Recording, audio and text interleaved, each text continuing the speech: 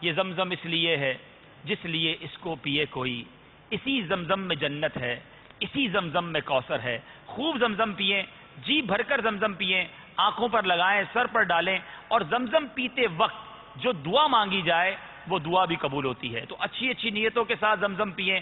اور یہاں یہ بھی کتابوں میں لکھا کہ مومن اور منافق میں فرق یہ ہے کہ مومن پیٹ بھر کر زمزم پیتا ہے۔ تو زمزم پئیں پرچ کے، جس کو کہتے ہیں نا، پیٹ بھر کر پئیں، بلکہ اپنے ساتھ اپنے گھر پر بھی لائیں۔ اس پورے سفر میں کوشش کریں کہ پانی نہ پئیں، نارمل پانی، زمزم شریف ہی پئیں۔ مگر اس میں یہ یاد رکھنا ہوگا کہ مسجد شریف کے اندر سے زمزم بھر کے گھر نہیں لا سکتے، جو باہر کہیں نل لگے ہوں اس کی معلومات کر لیں، تو اس سے گھر پر زمزم شریف لے آئیں، تو پھر اپنے گھر میں بھی آپ زمزم استعمال کر سکتے ہیں۔ ویسے حکومت کی طرف سے بھی حاجیوں کے لیے ان کی رہائش گاہ پر زمزم کا اہتمام کیا جاتا ہے۔ تو کچھ ہوٹلوں میں تو ہم نے دیکھا کہ زمزم شریف ہوتا ہے، تو آپ وہی زیادہ سے زیادہ استعمال کریں۔